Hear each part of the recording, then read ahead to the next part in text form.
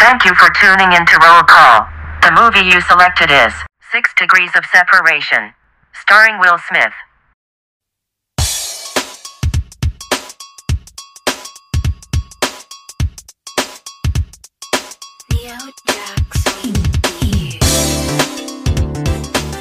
Hey everyone, welcome to Roll Call, the show where two childless millennials gush over movies and follow an actor's journey from their early years throughout their blockbuster hits. Because, let's face it, we're all just chasing the power trip that you felt when you got to pick out a movie for the weekend. And who knows, maybe that movie might have been the great American classic that we are going to discuss today. I bet you it is, because this movie was everywhere. Commercially did very well.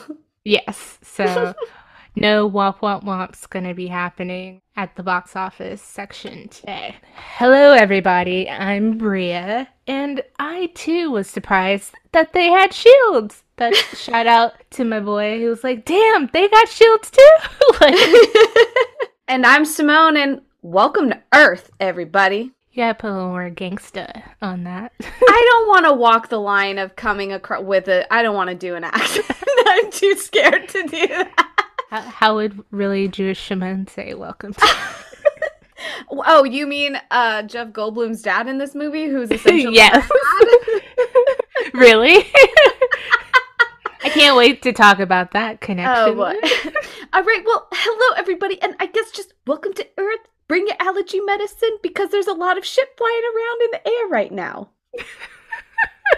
Why the allergy medicine? Because Jews notoriously have IBS and allergies all the time. I didn't know that. Well, black people have diabetes and high blood pressure, so...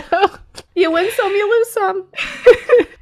Okay, well... In today's episode, we'll chat about Will Smith in the 1996 film Independence Day. Simone, I feel like this is another, buddy film of ours. So, are we gonna... Halloween? Oh, you already know it. I have the glasses. We just gotta get ourselves some, cool pilot jumpsuits. I was low-key thinking that when I was watching it. It's like... This is another, fun costume duo that we could easily do. By the time we get to Men in Black, we're going to change. That's easy. We just wear tuxes for that. Yeah. Can't wait to neuralize people. All right, folks. Put on your space goggles and buckle those seatbelts as we blast off back to July of 1996. You just improvised that, and I'm really proud of you. So, some big things that happened in 1996. Simone, we all are great fans of the Motorola Razr, but, the history of Motorola is so deep. And in 1996, the Motorola StarTAC was the world's smallest and lightest mobile phone to date, and was marketed as a wearable. And if you had one and you had the belt clip and everything, you were out here stunting on people, okay? I'm just saying. And if you don't know what I'm talking about, it's the classic black, obviously, at this time, we didn't get too creative with cell phones, but classic black flip Motorola phone. But, it's all about the slimmest and the thinnest, baby. And it's all about the cool belt accessory. I feel like people who had this phone definitely clipped it on their belt. Oh, yeah, right next to your pager. Stunting.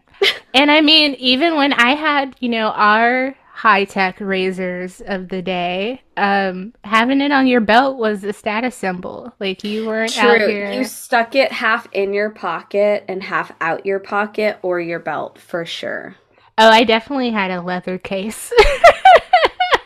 It's like the ones that black uncles won't get rid of now. They're like, I'm gonna put this big ass Galaxy right on my waist. Where else am I gonna put it?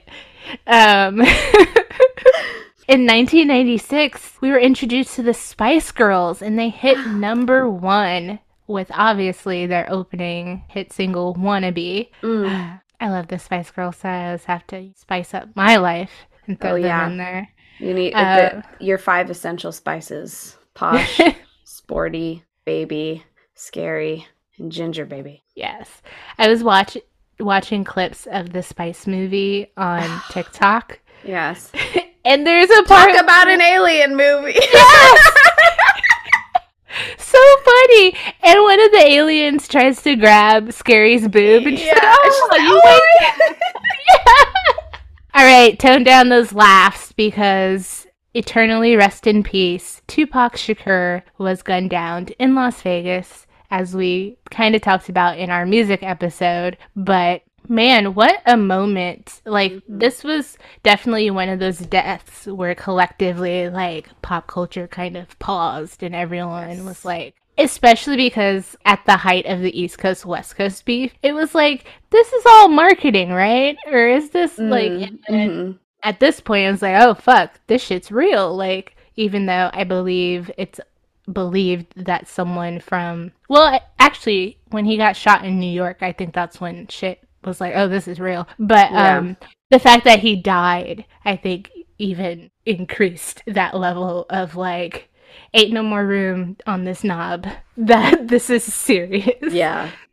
So rest in peace, Tupac Shakur. In 1996, the Summer Olympics were back in the U.S. They were in Atlanta. So, you know, major wins from, like, Michael Johnson, and he was at the time the fastest man alive, not Usain Bolt. So classic Americana. Some celebrities turning 20 in, well, not 20. That was in 2016. Some celebrities who were born in 1996. Abigail Breslin. Oh, Little Miss Sunshine. Yes. Haley Stanfield from True Grit. Zendaya. We love Zendaya. Bay Area queen. Yes, our Bay Area queen. Sophie Turner from Game of Thrones. Just to make you feel old if you're not old already. And so, of course, I took a look at Jet magazine and, oh, I forgot John Bonet. Oh, 1996. Talk about a story that just took over. Yeah, that was my first introduction to true crime, honestly, because you couldn't go anywhere without seeing her face plastered on newspapers and magazines, sides of buses, like everywhere. Yeah. And probably because she's my age, like we were both born in the same year, I think my parents were very, like, sensitive about it too. It's still mind-boggling when you do, like, revisit it. Like, sometimes I'm still like, damn, I still don't know what to believe. So also Tickle Me Elmo, hottest toy on the block. Hottest toy on the block for, it seemed like a long time. Like, it wasn't just 1 year, it was like several years in a row that people were, like, shitting their pants over Tickle Me Elmo. It was like the loudest thing, and it vibrated. It was, hello. Tickle me Elmo. Tickle me Elmo. Tickle my Elmo. Oh my god. Come down my Sesame Street. And probably in our hearts, Machine of the Year from Time Magazine, the Nintendo 64. Excellent. I mean, that's just like a proper way to end it right there, the chef's kiss. It blows my mind, though, that it only launched with 2 games. Mario 64 and what, Pilot Wing was the other one? Yes. But yeah, it came with Mario 64, though, when it launched. Yeah. You know what? I didn't get a Nintendo 64 in 96 because I was only 4. So I probably got it like the year later after they ramped up production. Like, So I looked in Jet magazine because our boy Will Smith, he's the cover man. I might have to post a lot of his magazine covers because while Jennifer Lopez, it's kind of like a given that she's going to be on magazines.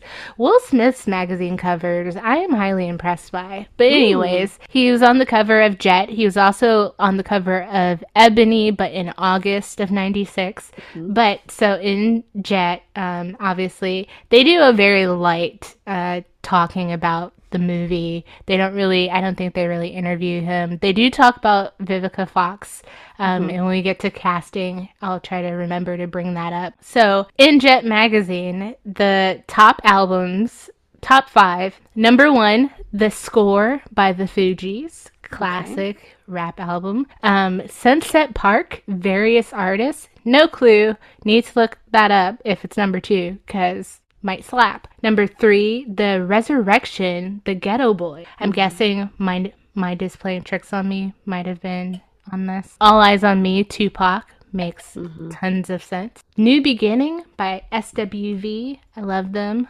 Amazing R&B group. And then the top 5 singles were The Crossroads by Bone Thugs and Harmony. Which, talk about a music video that fucked me up as a kid. Like, tears, crying. Like, why we gotta die? That's probably like where my fear of death came from. But oh shit. You're Making Me High, Toni Braxton. Love Toni Braxton. Why I Love You So Much, Monica. Keep On Keepin' On by Escape. And Touch Me, Tease Me, Case featuring Foxy Brown. I love that song. Fun fact, Case was dating Mary J. Blige, and that's why she's in the video. Oh. Some big album releases from 1996. Fiona Apple. Tidal. Nas, It Was Written. Tribe Called Quest, Beats, Rhymes, and Life. Sublime. Sublime. I guess the Super Mario 64 soundtrack was slapping. It came out July of 96. That game has a lot of, I mean, I constantly get that background music. Like,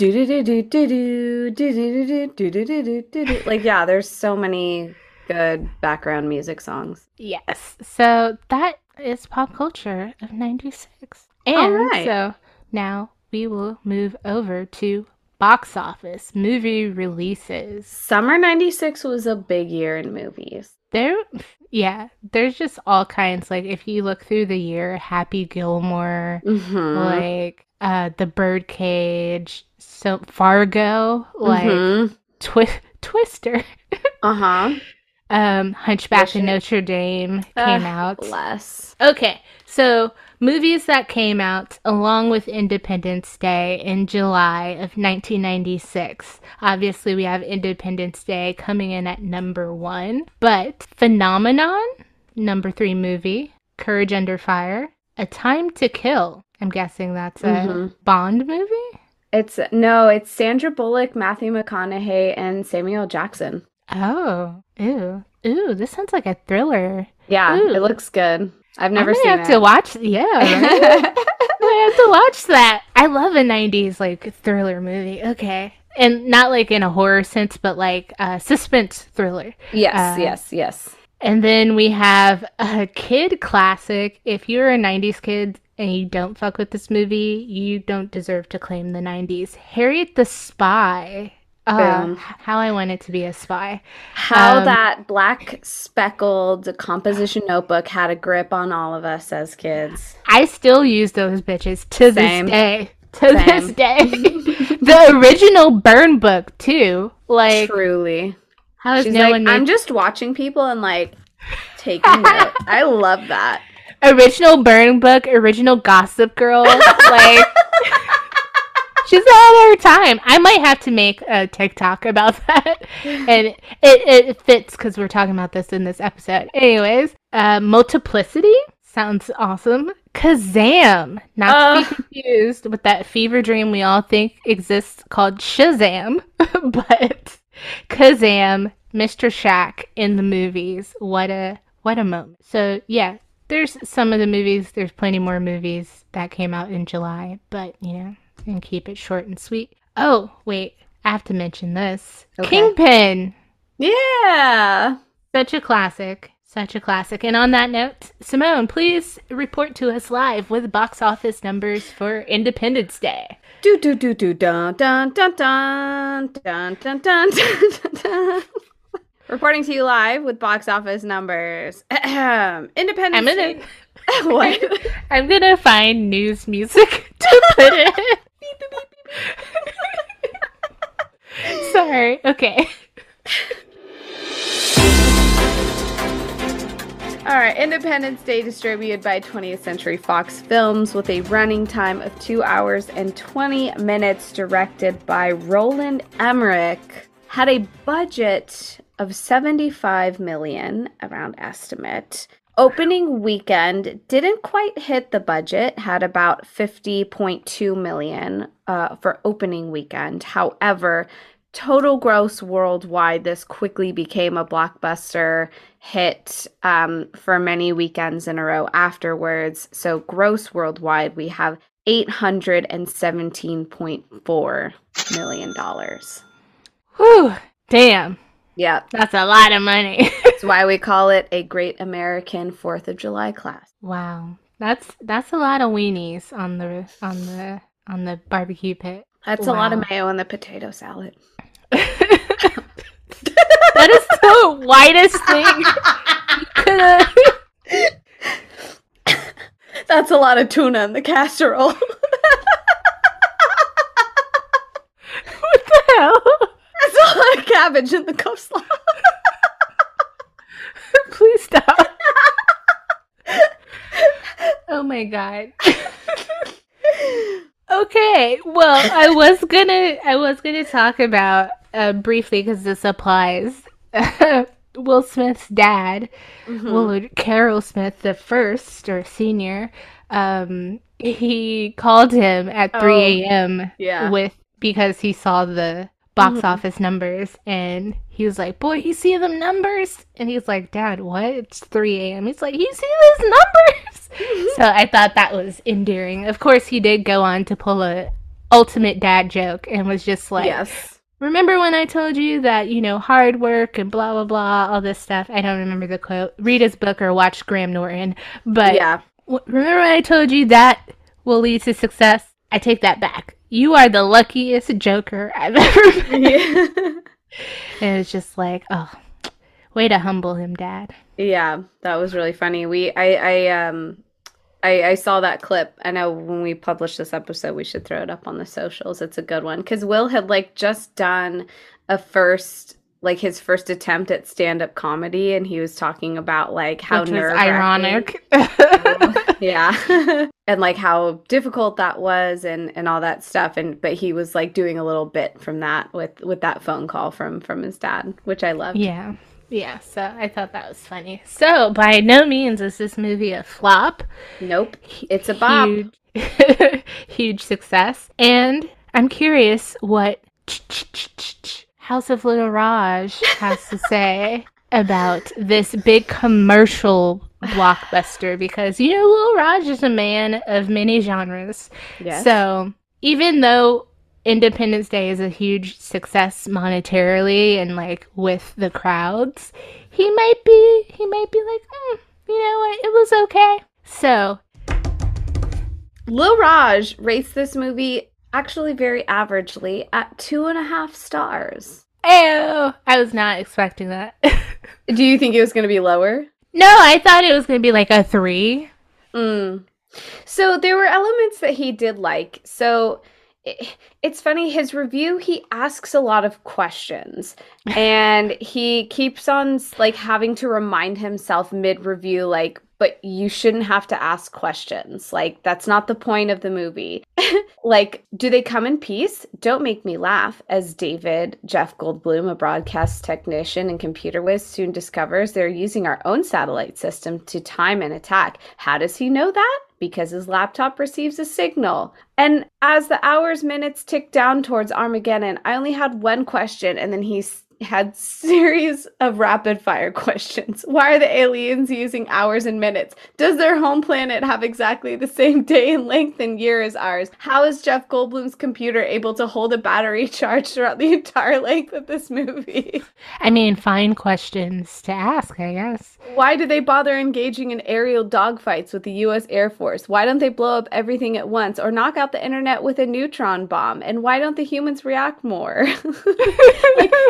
I should have counted how many questions he asked, but he does remind himself midway through, we're not supposed to ask such questions. I know, we're supposed to get wrapped up in the story. But I think even Lil Raj couldn't help himself, and it seems like his suspension of disbelief was very high, although at the very end he does note, still, Independence Day is in the tradition of silly summer fun, and on that level, I kind of liked it. As indeed, I kind of like any movie with the courage to use the line, "It's the end of the world as we know it." I was like, great song choice. Me too, bro. Mm-hmm. All right. So, what does House of Lil Yammy think of this movie? So, I have a story to tell. I had sent you a picture last night when I watched that, and I'll get to that story when we talk plot-wise with what happens with this. But I've seen this movie a lot. It is something, I think either USA or TNT or like some station plays it 24 hours on 4th of July. So I at least watch it once a year around like summer 4th of July time, right? So like give or take the 20-ish years, let's say, I've probably done that as a tradition. I've seen this movie a good handful of times, right? But yet every time I still find myself in a similar fashion to Titanic of like cheering, applauding, reacting, and laughing along with the audience. This movie is, I think, so rooted in like Americana pop culture because it like goes along with these tropes of like, don't fuck with America. And we are a nation, we know, of truly that are so self-absorbed, and so any like movie where we can kick an alien's ass and like blow them to smithereens and send them back and then pretend like thousands of people didn't die along the way, I love it. So for me, this gets a 4 pumps of butter out of 4, just for the impression that it's left on our world, our people. I feel like this is a very American movie. However, it's a stupid movie. It's silly, it's dumb, it doesn't make sense. This movie's brought to you by outdated graphics, which says a lot considering that this movie won an Oscar for Best Visual Effects. This movie's brought to you by wrong names only, like Hot Dad from Casper and Dennis Quaid's brother. This movie is brought to you by lots of sparks and explosions, Jewish stereotypes. But, you know, we got to upgrade to DEFCON 3, and we got to pull the trigger when it's time. I love this movie. Wow. I was not really expecting that. Okay. I feel like I actually am going to agree with Lil Raj here. Okay. I had never seen Independence Day. I do see it on all the time, like you said, around 4th of July. I know that it has this huge, obvious reputation.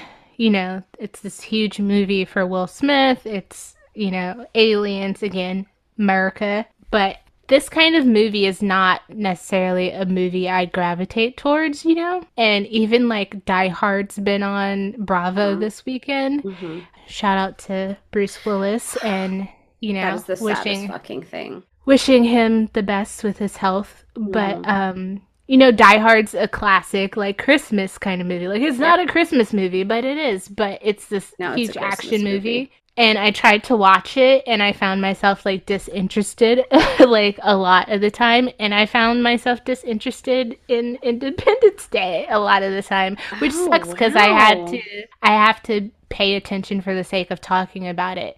There were moments that I found funny, or moments that, you know, and I think, too, I'm just not, like, a disaster movie person, like, anxiety-wise, like, in my mind. Like, I'm always like, yeah, California's in a drought. Woo! Yeah. Woo! We're doomed. Like, stuff like that. Like, you know. Let alone Earthquake City as well. Right. But, yeah, so, I get you. I have to steer clear of that kind of stuff, because it would just send me down a perpetual hole of just, like, we're fucked. Like, what to do? And so this movie is definitely we're fucked, but they found a way out of it. Granted, I'm like, they fucking destroyed all these major cities around the world. Like, what are we fighting for?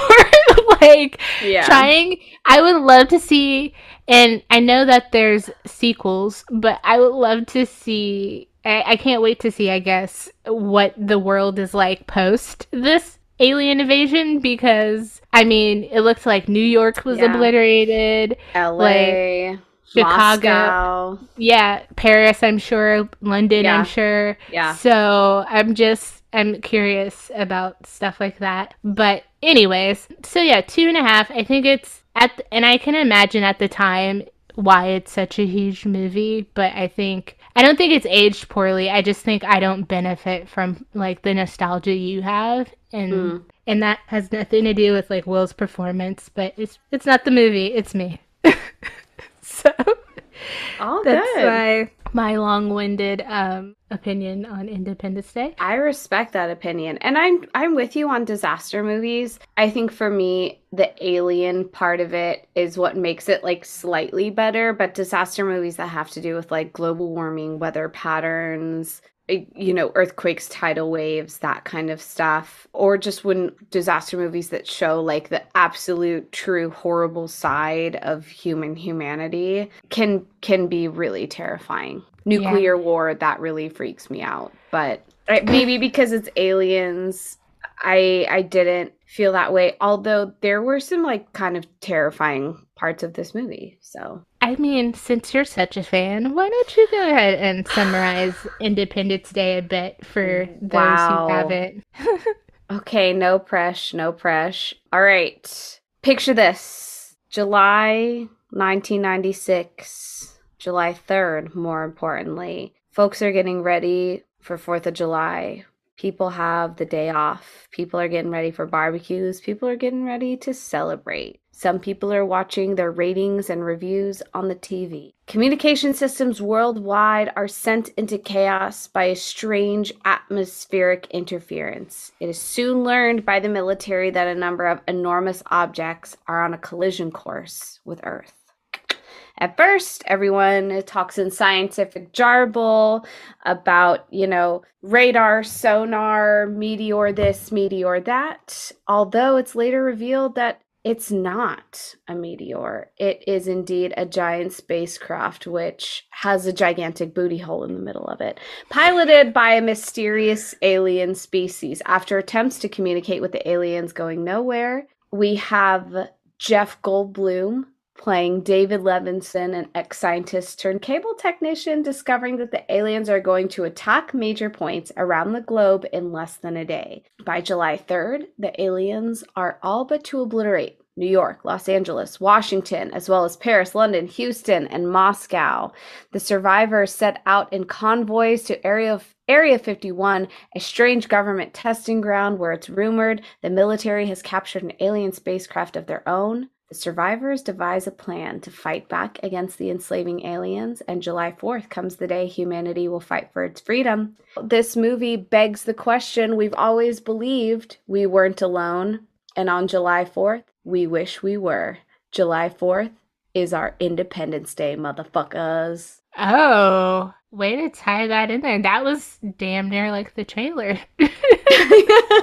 I can't take full credit for this because I wasn't expecting to do this today. I didn't write an original of my own. This is mainly plagiarized from IMDb. Thank you for your honesty. You're welcome. Sponsored by Turnitin.com. Sponsored by SparkNotes.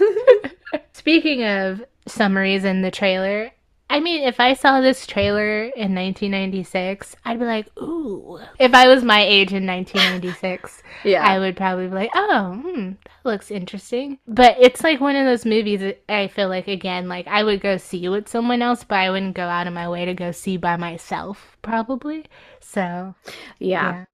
And I realized that I left out someone very important in this summary of the synopsis of it, but do we want to talk about cast really quickly before we go into trailers? Okay. So Independence Day has a truly, truly great cast. Will Smith gets a lot of kind of like top billing next to Jeff Goldblum with this. Will Smith's character is Captain Steve Hiller, who is like an ace pilot in the U.S. military. We know that his character has applied to become a NASA pilot, and he is not quite fiancé, but dating the ever so beautiful Vivica Fox, who plays Jasmine Dubrow. We also have my daddy, Jeff Goldbloom, playing David Levinson. Hot dad from Casper, aka Bill Pullman, playing President Thomas Whitmore.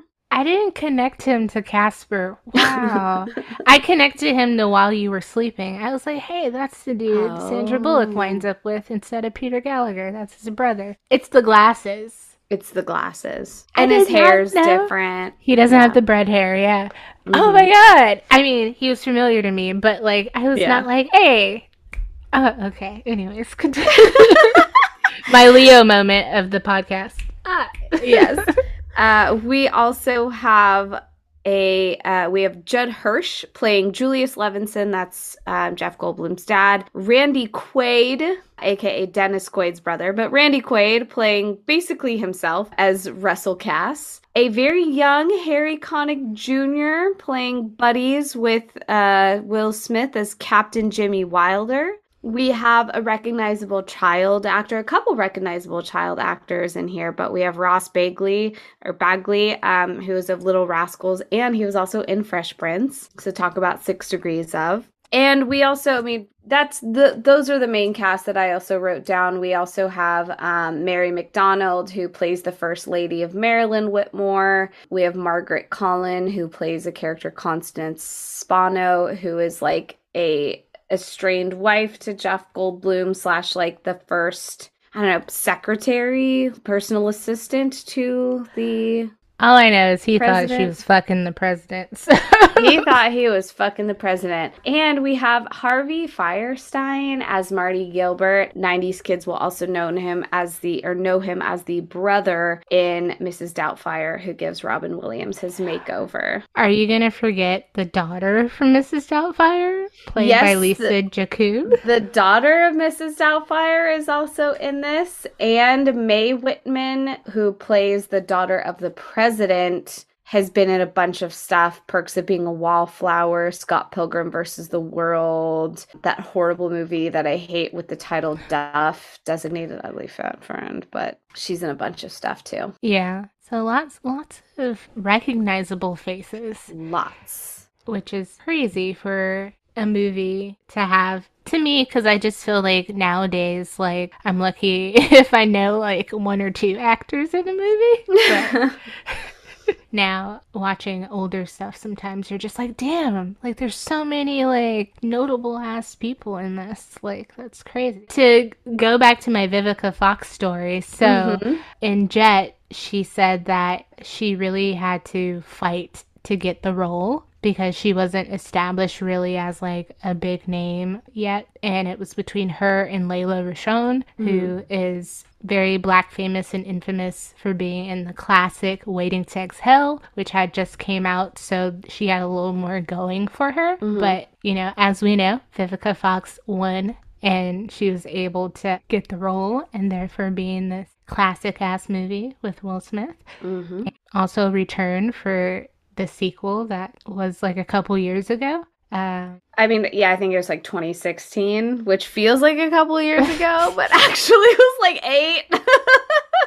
It really feels like it wasn't that long ago. 6. Yeah. Damn. No, I remember when that came out. I don't think I saw it in the theater, but I remember like it having obviously like the cult following of people are like, we gotta see it. I more so remember, like, people being like, oh, Will's not in it? Never mind. Like, why the fuck would I want to see that? Like, but Jeff's in it, right?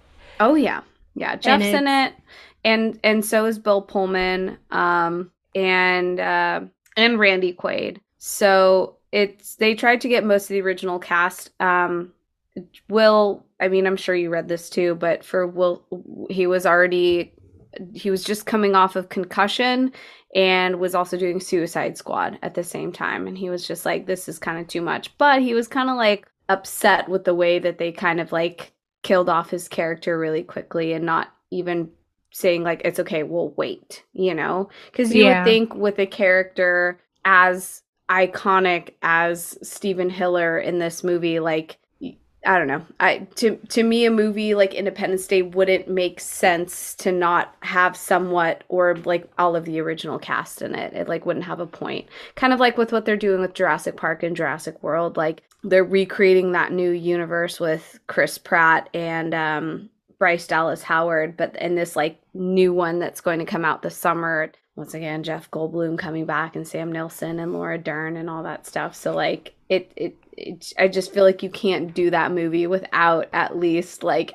having the people who made it what it originally was. Yeah, even if it's just like a cameo or Totally. like a small part and they're not central to the story anymore. I feel like especially in this era of reboots and remakes, those are the things that kind of give it a stamp of approval from fans where it's like, okay, they're not going to completely like disrespect this franchise or, you know, the original.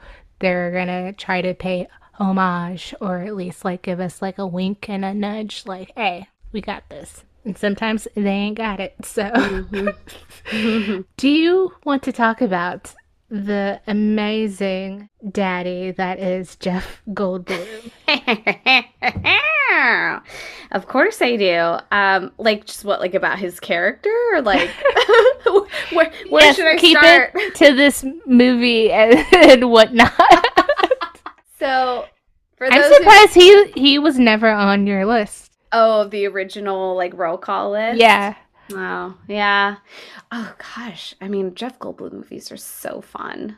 Anyways, yeah, so Jeff Goldblum's character is the like I don't want to say crazy scientist because I feel like our kind of unhinged character is more for Randy Quaid, but Goldblum really Goldblums himself, you know, it's so he can't help himself, but, have his own personal style of acting in his character. So he plays David Levinson, who was he was a scientist, never mind. So I thought it was more complicated than that. He was a neurology specialist who worked with the atom bomb. And he's just a scientist. Yeah, Jeff Goldblum's character is a scientist. Clearly, he's like a very smart person. He's also someone who's very environmentally conscious. He's, worried about recycling and microplastics and things like that. But he was able to smart talk his way onto Air Force One once he had realized what the aliens' plans were when he got this kind of like radio frequency buzzed into their cable network where they work, question mark.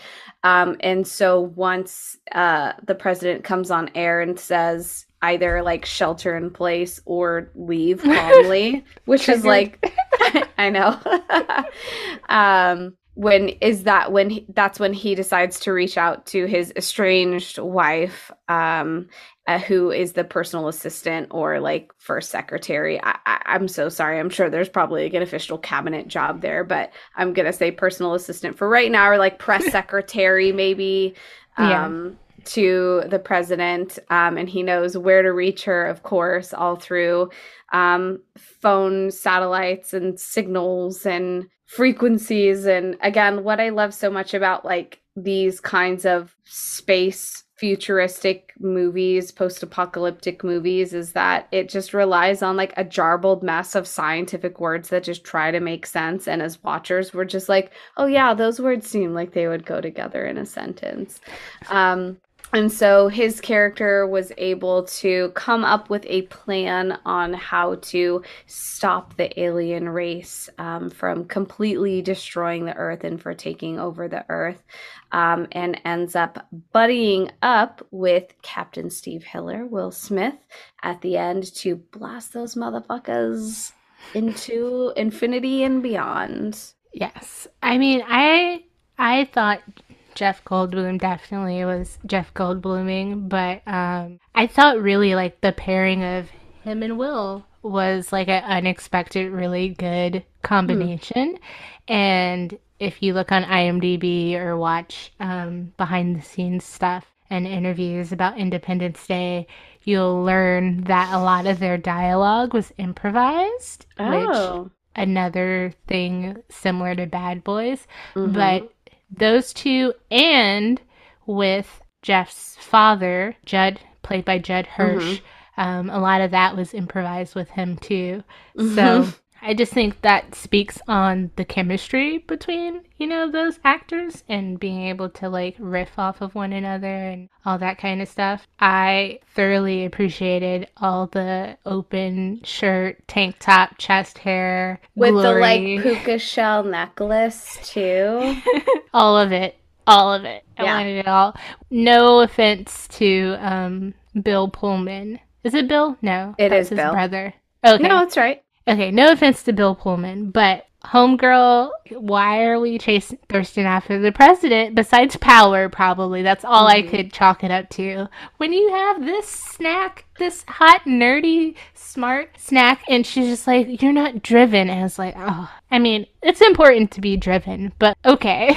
Like, the president's gonna leave his wife for you. Like, what? Yeah. But yeah, so I really enjoyed his character. Speaking of Bill Pullman, I thought he made a very attractive 90s president. I think people got in their heads after Bill Clinton. They were like, we might be like headed towards youth and back towards like a JFK type of feeling in terms of politics and stuff. And boy, were they wrong. Like, I did note down, Priya, that like every lead man in this movie I felt like was hot. Like Will Smith put on some more muscle since Bad Boys. Yes, I noted that. And like he did get shirtless, and I know that like he had that moment in Bad Boys where he was like, I don't want to like go fully shirtless, so he just ran with his shirt open. And in 6 Degrees, he like took it off to get his wound sewn up or whatever, patched up, but like he was a lot more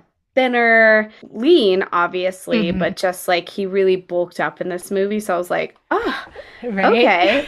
And I mean, Bill Pullman, I think for his time, I think it was, again, exactly what you said, like a young, attractive, kind of cool guy president. Jeff Goldblum ages like a fucking fine wine, but obviously in this movie, he looks amazing too. And I kind of think Harry Connick Jr. is really cute. Oh, yeah. First of all, I didn't even really recognize him in this movie. Yeah. And that's because he's like kind of really not a central character. No, he has it's a small part. And talk about 6 Degrees of J-Lo.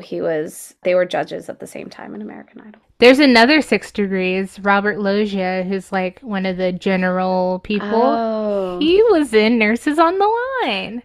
So it's Call of the Wild. 1 degree of separation from J-Lo. Because I was looking and I was like, why does that seem familiar? Because I noticed him from Big, of course, with Tom Hanks. But I was like, that name is familiar. And then I remember because the posters. But going back to the men of this movie. Yes. A choo-choo train. I'm just saying. A choo-choo train of cuteness. Sorry, no offense, but not Randy Quaid. All smashes, no passes here. For you, all smashes, no passes. Even Randy? Oh, I meant the 3 we're talking about, not correct. And Harry. Oh, yeah. Okay. Randy Quaid. I mean, whoever is in that relationship with him, they really love him. That's all I'll say about that. That's all I gotta say about that. Because the fact that he's related to Dennis Quaid, like, does not connect for me. They don't even remotely seem like, Luke and Owen Wilson. You're like, oh yeah, I see it. The Baldwin brothers. The blueness of their eyes, maybe. Like, I can see it maybe there, but like acting choices, demeanor, personal life choices, they're very different people. But yeah, any other cast members you want to talk about? Or the golden lab that played Boomer. Boy, did he make it into that tunnel. Spoiler alert, walkway. That's when I took that picture. Leave it to you.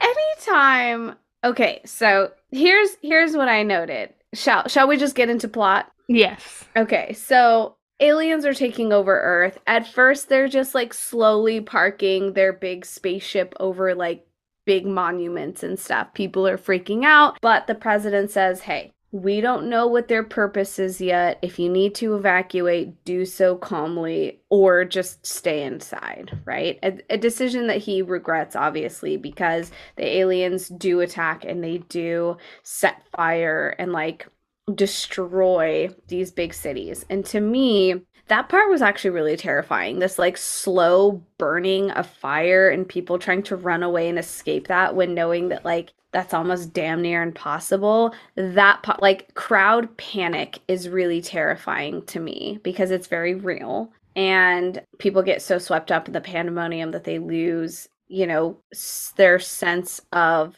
fight or flight, baby. It's fight or flight. Totally get it. So to me, like that part of apocalyptic movies is pretty terrifying. And so while Los Angeles is being destroyed, Vivica takes her son and dog and they're on the run and they like get out of their car and they're trying to get away from this fire and they're like under this tunnel and she finds this little like hole in the wall shelter to like get in. And while the people are running away, you see this clip of their golden lab boomer who's like looking around at the people and they're like, ah, freaking out. And then she's just like, come here, hurry. And then he goes, huh? And then like slow-mo runs, hops over two hoods of the car, and then slow-mo jumps away from the fire, like every cool guy in an action movie as they're like slow-mo running away from an explosion. And Bria,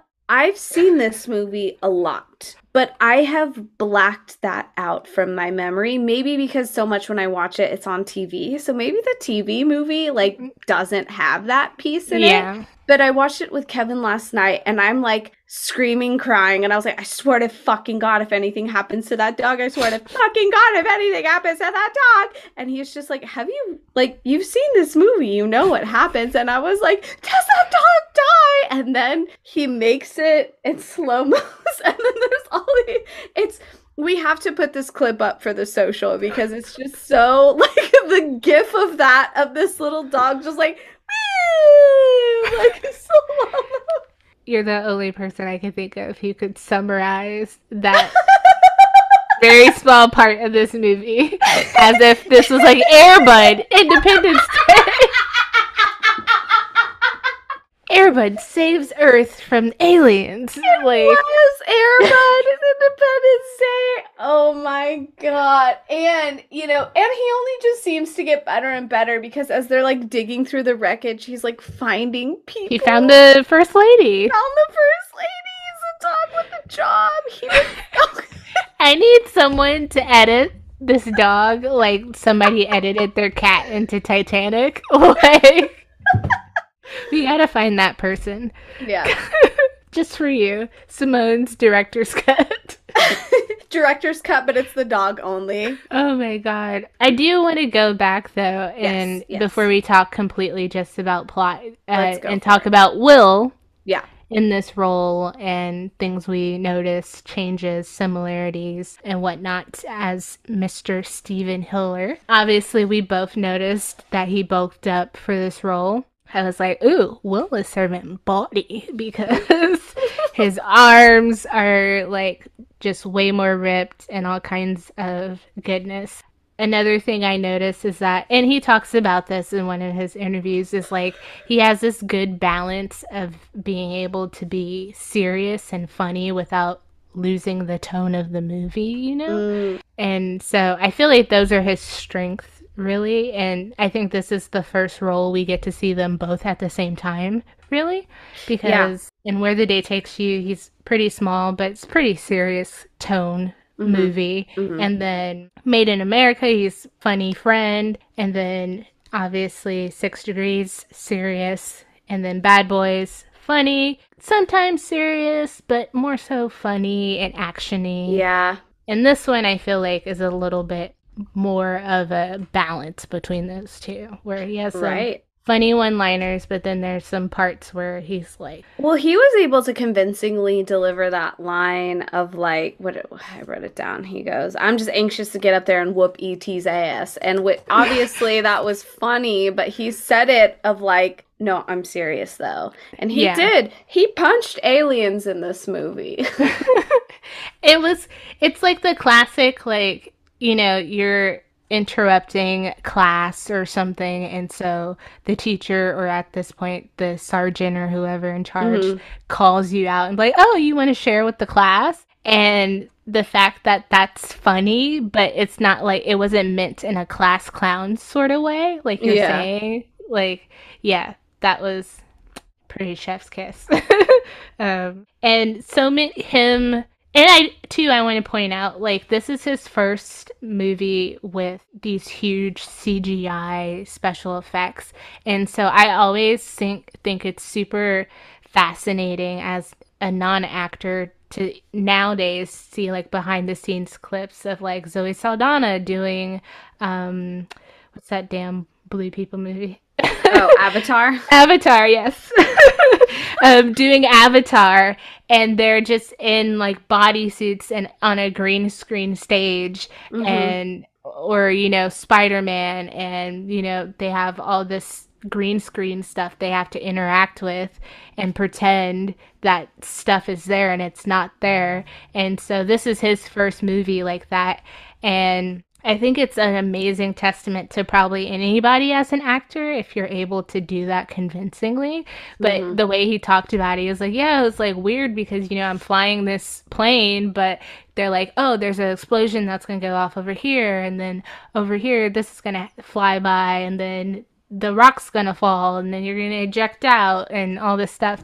And he's like, okay. Like, he really did his own stunt though, right? He really did parachute down. Was that him? I don't know, but I did make a note. I was like, now why he fall like that? Like, oh my god, I said that too. I said the landing from that parachute makes my knees goes scrap up up up up up. I felt that really hard in my knees because he fell really hard out of that. Yeah, I said, damn, why he crash in the parachute like that? Because I feel like it was a dummy for that reason, because if you watch any other parachuting thing, you know, you have the controls, so usually you like kind of guide yourself and slow down a bit, and not so just like boom, like where you just fall out of the sky. And yeah, usually you try not to land like feet first either, like it's a tuck and roll kind of thing. Yeah, but I mean, I'll have to watch that again on slow-mo. That's a good point. I wish they talked about that in like the behind the scenes stuff of it, because that was one where I was just like, what? I think overall, I think you really see his stardom rise in this movie. I think Bad Boys is, you know, one of those movies too, but I definitely think probably like the chemistry between him and Martin was just, it probably felt a little bit like home to him in a sense. Like, oh, you know, I'm doing this with someone I like they can vibe together well. And I think being in a cast of this size, a movie of this size, special effects, like the magnitude of this movie itself is really a testament to his potential star power of being able to actually follow through and help make this movie a success. Because it's not his movie per se, but like he's a big part of it. And in Jet Magazine, they said that the three main men exhibited the brains, heart, and soul of this movie. And I was like, oh my God, that's such a great way to explain the trifecta that is Will, Jeff, and Bill in this movie. Jeff's the brains, Will's the heart, and Bill's the soul of this movie. I was like, look at you, Jet Magazine.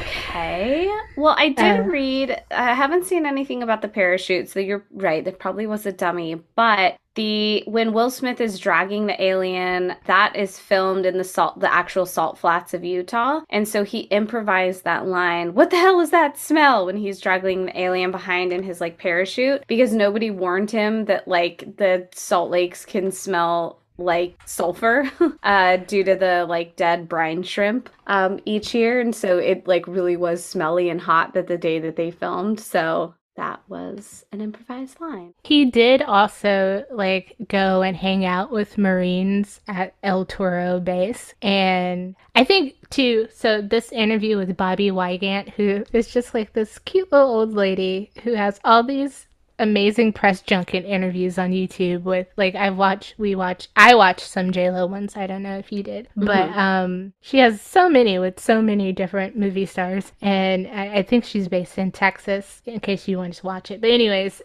he talks about how he went and hung out with them and how Marines kind of have this like cocky, very assured attitude about themselves, especially because they're considered like, the elite branch of the military. Like Marine pilots are different from Navy pilots, a la Top Gun or the Air Force. They're like a whole nother situation. And so hanging out with them is how he got the sense to kind of play Steven the way that he did. Because I did think there were moments where he, like, the, like, oh, I can't wait to kick E.T.'s butt. And there's just moments of him being really above it all, kind of, in some senses. And it does feel very cocky. But hearing him say that, I was like, okay, it's cool that was, like, intentional and whatnot. Because I think you can toe the line where that's very, like, not savory. Damn near like Tom Cruise in Top Gun, where like he's so like, I'm fucking cool amazing guy. Yeah. Where it's just like and even Iceman, like where you're just like, you're a dick too, like you're both dicks, and like it's just a pissing contest. That bravado of his is intentional, so I thought that is a nice little nugget of information in his acting choices. Oh, he also didn't get to fly a plane. He only did like simulation stuff, which I still think is pretty cool. But the Marine planes aren't dual pilot or passenger. It's only a single seat. That's the main reason why. So, and yeah. Any other thoughts about Will as Steven Hiller? Yeah, I agree with what you said, that his character was not the... It's like tough because I obviously want to talk about future roles that we're going to watch, but I feel like for the sake of this show, we like only should compare it to like what we've seen so far, Like it's not fair to compare this to Men in Black and Wild Wild West and Enemy of the State, where we're going to get more... like, I guess the only role I really feel like I can compare this to is Bad Boys, where it's that kind of like buddy cop dynamic, but it's not as like witty banter, right? It's a lot more serious, because this is somewhat of a alien terrorist attack, if you will. So like the overall the gravity of the situation. The gravity of the situation is a little bit more intense than like the cocaine heroin drug bust of Miami. But I think that his character showed heart. I thought that the dolphin diamond ring was so cheesy. Yes, I was gonna bring that up at some point because I was like, this is the ugliest damn ring I've seen since like that ugly Fabergé egg ring Yolanda gave Selena.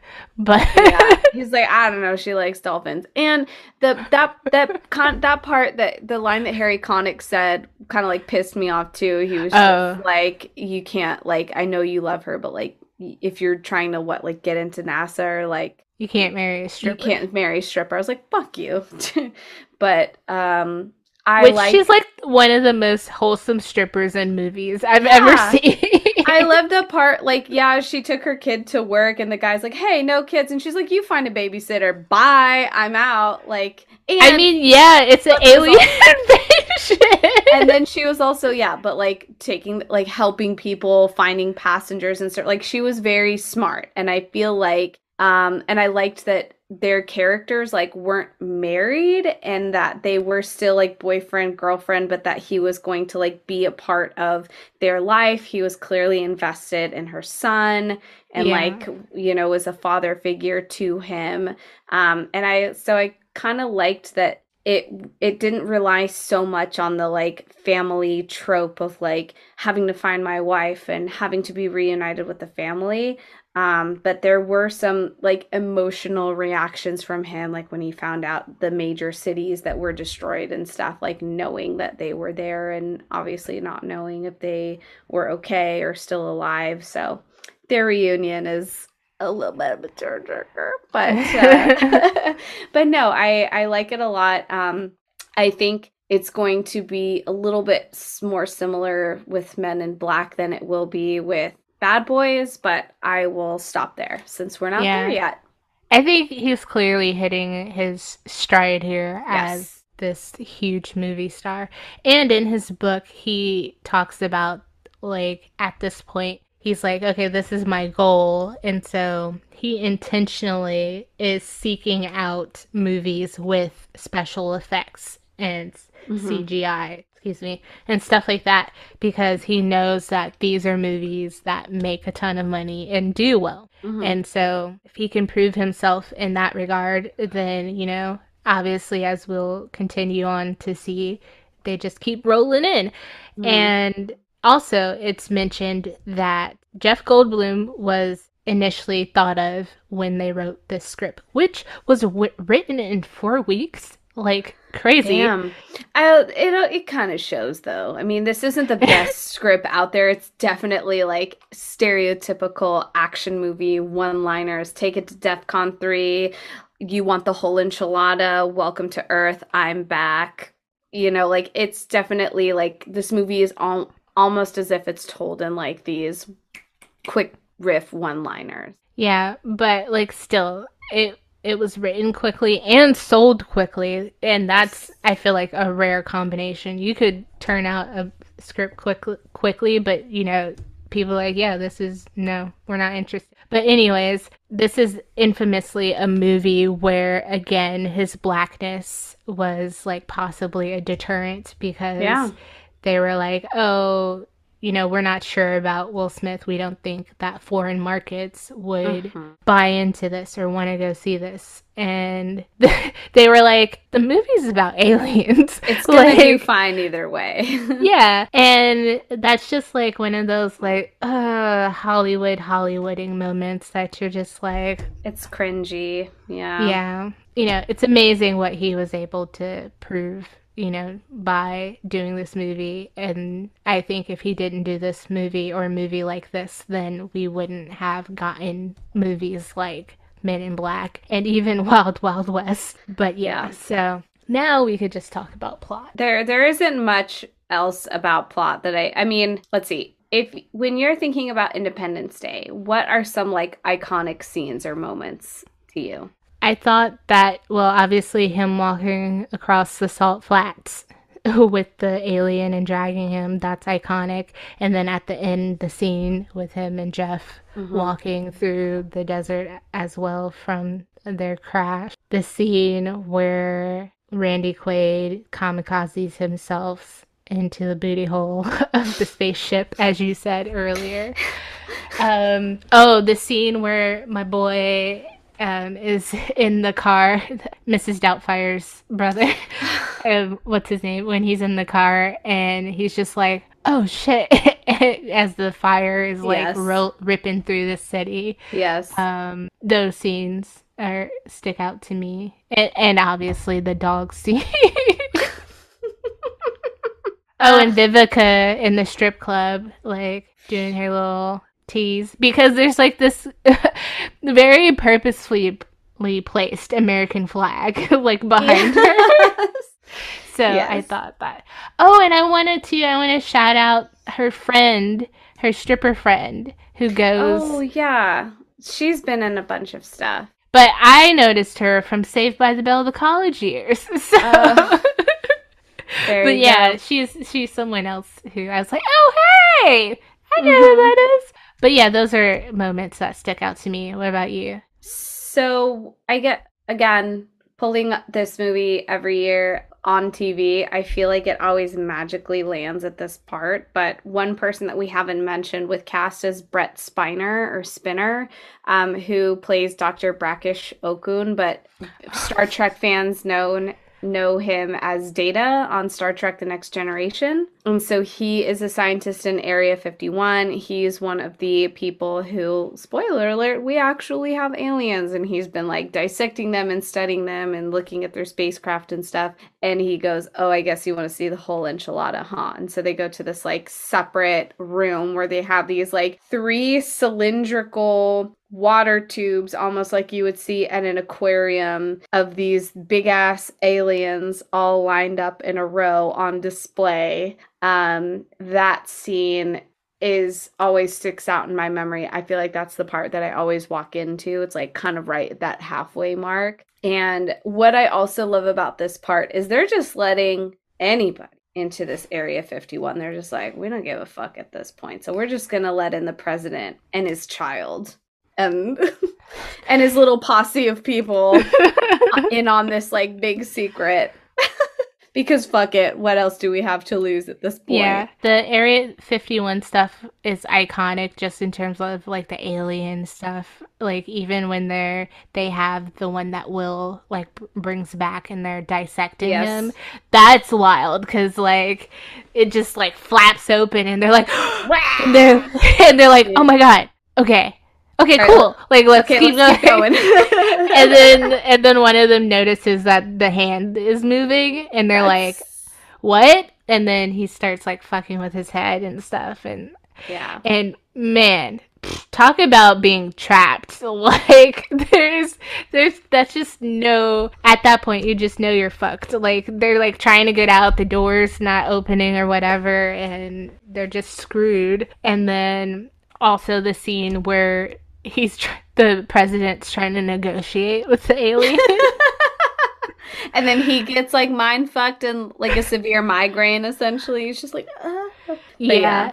Which, here's a little Easter egg so the president's like, what do you want from us or whatever? And so the alien's like, I want you guys to die. Like, we're trying to take over your shit. Like, you guys gotta go. Mm-hmm. And that is also connected to, I guess, the intro score is the drum beat is actually not a drum, it's Morse code for die. That's like full circle, baby. Wow. That's kind of a really cool nerdy thing. Also, I should have said when the White House blows up, because you don't see that every day. You don't. Also, you know what you don't see anymore? Fruitopia beverage dispensers. I love Fruitopia. Anytime I see anything Fruitopia, I tweet Coca-Cola. I'm like, bring it back to the States. I don't care how much sugar is in it. Bring it back. It was so but just those like vending machines alone are so iconic, right? Like I was going to say that. Took the words out of my mouth. There's another part plot-wise. So there's a few things in my notes. I was curious too, like Raj, about Jeff's computer because I was like, how is he looking up this stuff while they're driving to DC? I was like, does he have Wi-Fi? Like, or I'm assuming maybe he has some awesome ass like. It was that little like satellite shit that he's like to the top of the car, which again, like as viewers. For someone like me that doesn't have a lot of computer technology, you can do that in a movie and be like, okay, sure, that's how that works. I believe it. I didn't realize that's what that was. Okay, yeah, makes sense. But then I thought of too when the plane is taking off and like the aliens are like obliterating everything behind it, and it's just barely making it above. I was like, so what you're saying is the only way to avoid this kind of attack really is to be able to like launch yourself into outer space. And then I was like, I wonder if that's why all the billionaires are sending themselves into space. Oh my god, don't even get me started down that rabbit hole, dude. That's a conspiracy. That is one that is a good one to question. Damn, right? Bria. Damn. And then I did draw the connection of Will's like alien chase scene when they're like in that canyon to like Star Wars. Oh, absolutely. Like I was like, is this like a TIE fighter? Like what the Yes, very much Star Wars vibes for me. How comfy and luxurious did that Air Force One though look like? Like I don't know, like, I think that when they do, like, White House, obviously they don't film inside the White House, right? Like, every recreation of the Oval Office is just a recreation of it. But they have, like, real pictures and stuff, so they know what it looks like, so it looks authentic, right? But, like... And there's pictures of Air Force One, and I feel like I've seen, like, a special, like, inside Air Force One and, like, Marine One. Oh. It's like a fucking... so comfy. It is. First of all, it's a huge plane. It's like a commercial flight plane for like essentially one person and a few people that he needs, right? But it's like a mobile Oval Office for him. Like there's so much security and technology and stuff built into Air Force One so that they're able to work and do stuff as they travel. So I absolutely think it's cushy as fuck. Like, it looks so cozy. I think there's a bed in there. Oh, like, totally. Yeah, there's gotta be some like sleeping quarters and private chef and a nice shower. Private chef. I don't know. I don't know about the private chef. I'm sure they have better snacks, but yeah, better than just like honey roasted peanut. I was also laughing a lot in the beginning of the movie because it's like this like still shot of the moon and it like slowly pans out of the American flag that's like, you know, there from the first moon landing. And I just like, I look over at Kevin, I was like, how is it like perfectly looking like a flag? Like why and Kevin's like, well, there's no like wind and atmosphere. I was like, I know. So why is it like blown up like there's wind flowing through it? And he was just like, oh, well, they had to like put a pole into it to make it like look rigid as if. And I was like, well, why couldn't they just put a regular flag in there? Like, why does it have to be like peacocking its feathers out there like that? And it was just like, this is where you're really going to start like nitpicking at the movie in the American flag. I mean, I was nitpicking on the moon because I was like, oh, this space CGI isn't that great. No. And like I said, this movie won an Oscar for Best Visual Effects. So keep in mind, you know, Gen Zers, when you go back and watch this movie, this is what we had to work with at the time. So by 1996 standards, yeah, these effects were really good. And the dog slow-mo jumping from the fire looked real at the time, but man, it has not aged well. No, I was like, oh, that's totally green screen. Like, you can see where it switches. But there's amazing behind the scenes like commentary and stuff about the CGI, there's some good stuff in here, like there are a lot of good practical effects, lots of like real explosions and, you know, prop pieces and, you know, metal concrete jumbles of rubble and stuff. Yeah, well, the White House is like a full like mini model and you can see them blow that up, and that like impressed me a ton because I don't think I've ever I know like in stop motion and stuff like Nightmare Before Christmas or whatnot, you know, they build these mini sets for, you know, the movies, but like seeing them like put together like the mini White House, I was kind of like, if I knew about that as like a career path, I might have pursued like prop creation because that's kind of cool. It's kind of artsy, it's kind of craftsy, also very Lego adjacent in some senses. So and then your heart gets broken because you have to fucking blow it up. Which is like so nerve-wracking, which they were talking about because, you know, they spend all this time recreating the White House to, you know, specs and whatnot. And then you only make one of those, really, I think. And then you have to blow it up and hope that it's exactly the way you need it to be. And even how they situate the explosives within it, you know, because they're like, yeah, we could just blow it up, but like you want it to blow up where it's coming out and out the sides. And so that's very intentional too. So I was like impressed by that. I think if you didn't watch this movie before and obviously are used to the treats that we get today. I think watching the behind the scenes really helps put that in perspective about the time and what was available and useful. All the buildings in New York that they blew up, the fire, all that stuff was minis and whatnot. So the amount, I think I have a note about this. They have the record for most models used in a movie. Oh, interesting. Oh, that's a cool kind of little record to have. Yeah, pretty impressive. But and Roland Emmerich, I mean, his repertoire of films as far as a director goes, is nothing really to snuff at. He did 1998's Godzilla with Matthew Broderick. He did The Patriot. He's very known for these post-apocalyptic, The Day After Tomorrow. Day After Tomorrow, 10,000 BC, White House Down. He also directed Independence Day 2, Resurgence. He did the World War II Midway movie. Yeah, they did Stargate before Independence Day, which is and he did the sequel, or the TV series, my bad. But yeah, he definitely has a type of movie that he likes to make. Yeah, which is, hey, find what you like and find your niche, baby. Yeah, exactly. But also there's some cute nods to other space movies and whatnot in this. The satellite that is floating around, there's a little Death Star on it. And then there's lots of inspiration for War of the Worlds. A lot of the alien invasion stuff was pulled from that. Their tentacles were very War of the Worlds. Will Smith's line of, that's a close encounter, whooping E.T.'s ass. They pulled a lot of alien movie lines in here. You know the Jurassic Park line, right? Must go faster? Yeah.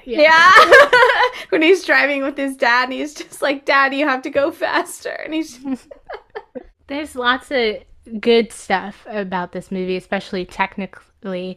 There's one more thing I want to call out in the plot that I was just like, oh, okay, there's a couple of things. So in the plot, though, the First Lady, she isn't on Air Force One. She's trying to get on one of the helicopters, Marine One or something. Yes. And so she's a little behind them. So the president and company leaves first, and then she's close behind. But when the White House blows up, that's when her helicopter is trying to take off, and they don't seem to make it. So I find it crazy that she winds up in the rubble all the way in California. Yeah. Well, she was never in DC, right? So, because they would they called each other on the phone. She called him because we know that their daughter was with him and stuff. Yeah, I thought she was doing press conference stuff or, whatever, the stuff the first ladies do, She's getting her Hillary on, yeah. She's getting her Sidney Poitier. She's getting her Nancy Reagan on. No, I didn't say all that. That's what the president's doing with Jeff Goldblum's wife, Monica. So, anyways, I don't think she was ever in DC. So I think it makes sense. That's why she was in California, because she would call and there was a bit of a time difference and stuff. And so when they were evacuating, he arranged those special flight or transportation or whatever for her to meet up to their other hidden base, secret layer, wherever they keep. Okay, because I thought that helicopter leaving the White House was the one she was on. No. And then to see her just very on the outer skirts, oh, I just have a door over me in the rubble. And then the dog jumps on the door and pushes it into her a little bit, but anyways, that dog did everything he could to find the survivors. I was just oh, how convenient. She survives and they find her on the side of the road. It was funny when Vivica, when they're camping out for the night and stuff, and she says this is the First Lady. She goes, oh, you recognize me, didn't say anything. She goes, I voted for the other guy. Oh, I thought you were going to say when she was like, oh, so like, what do you do? And she's like, oh, I'm a dancer. And she's like, oh, that's nice, like ballet. And she's like, no, exotic dance. Yeah. and she's like, oh. I love that. And she was just like, I'm not ashamed of it. Like, it's good money. I got to take care of my kid. Like, fuck yeah, dude. Yeah. No thanks to your president's politics, probably, or your husband's politics, my bad. Yeah, that was funny. And then lastly, when they've decided their plan of attack and they're gathering people who can fly and whatnot, Mr. President steps up and he's like, hey, I'm a fighter pilot, baby. Like, I'm going to do this. He's worried about those ratings. He was like, what can I do to make the public like me? But I like to also think that he was like, listen, this is what leaders do. I'm not evacuating the White House until absolutely necessary. And like, I'm going to stay and fight. Like, I want to be part of it. He's a young buck president. Which also, now that makes me question, because I get evacuating the White House at some point, but then at the same time, I'm pretty sure they have like underground bunkers and tunnels and whatnot. So the way they evacuated the White House probably is not realistic. Anyways, my point was about him being a pilot is that, you know, given the world that we're in right now, Ukraine, Russia, whatnot, I'm like, you know what? These presidents, these world leaders, if they want to go to war, they got to be in this shit too. Like, I think that's fair. And I know that in my mind, I was like, okay, Bria, but then who's going to lead the country? But that's what the fucking vice president is for. And if he don't make his ass back home, well, you know what? You shouldn't have started a war, or you shouldn't have joined a war, because, you know, that's what you signed us up for. And so I feel like that was very noble of him. And I was just like, yeah, they should all do that shit. Like, if you gonna like start some shit, you gotta be about it. Like, back that shit up. So, and this, he didn't even start anything in this. He was just really, like, defending the planet with everyone else. But, you know, it just made me think of something. So I was just like, yeah, why don't they be in wars anymore? But yeah, okay. So those are plot points that I found interesting, or, you know, questionable, funny, whatnot. Simone, I did have, like, I was going to say we should do a smash or pass for Independence Day. Okay. But I think it's probably, we already talked about this and we were like, they're all attractive. So, fuck, marry, kill of the big three. Okay, so we're going Bill, Jeff, Will? Yes. Okay. Or if you want, you could put Harry's character. No, it's okay. He's side. Okay. He's side. Spoiler alert, he dies. Side piece. Yeah, side piece. Oh, okay. Oh, I marry Jeff. I fuck Will. I kill Bill. I'm sorry. Agreed, actually. Okay. I don't know. I just feel like it'd be fun to be married to Jeff Goldblum. Oh, well, Chef Goldblum, I think, not only a jazz pianist, singer, good guy, good chef, probably has a good, like, a knowledge of, like, fine wines and cognacs, maybe, I'm guessing. Like, yeah, it'd be fun. There's a reason why I have a pillow of Jeff Goldblum. And an oven mitt. Not an oven mitt. Talk about a hottie. I know. Shout out Jay Turn. She gave that to me for the holidays a couple years ago. Oh, yeah. That's when I got my Beyonce candle. Mm-hmm. I'm terrible at gifts, so that award goes to Jessica. Anything else? You don't have a would you rather for me? Ooh, I can make one up. Would you rather dissect an alien or spend the night with Randy Quaid? I don't know. This just makes me think of U-Turn. I know. Dr. Pepper or Twister? No, Spit String or Twister, not Dr. Pepper. It's not that simple.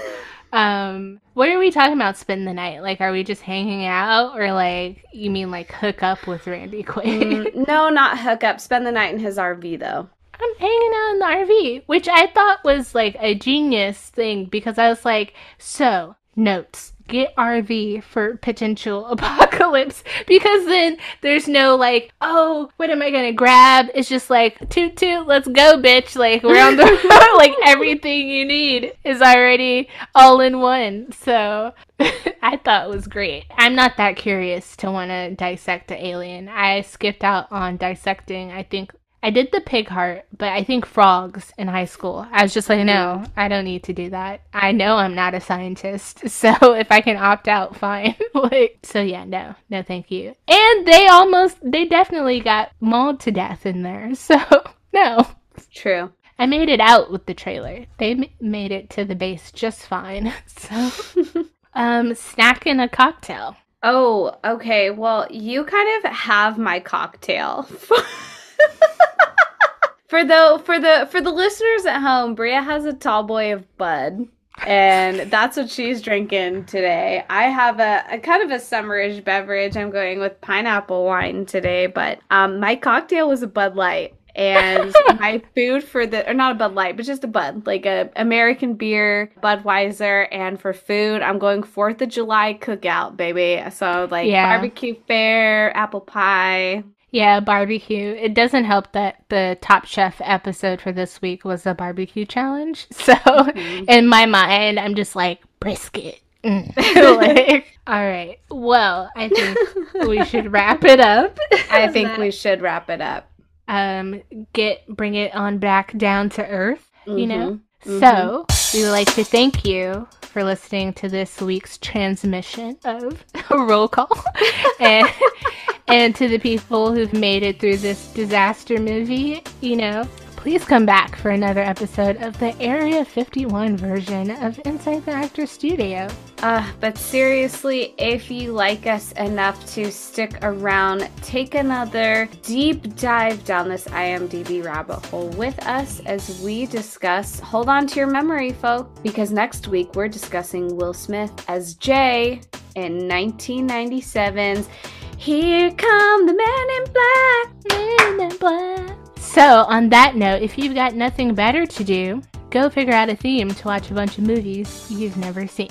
I'm your host, Simone. Please subscribe to this blessed mess. Please leave us a like if you're into it. Also, we have merch. And the merch is really cool, and there's lots of variety of merch, from stickers to dad hats to t-shirts to hoodies.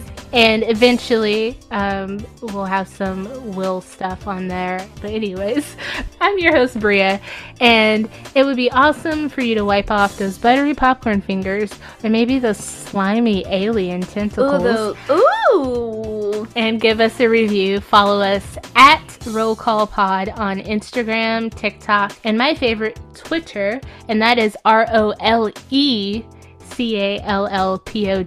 And this has been another episode of Roll Call and cut.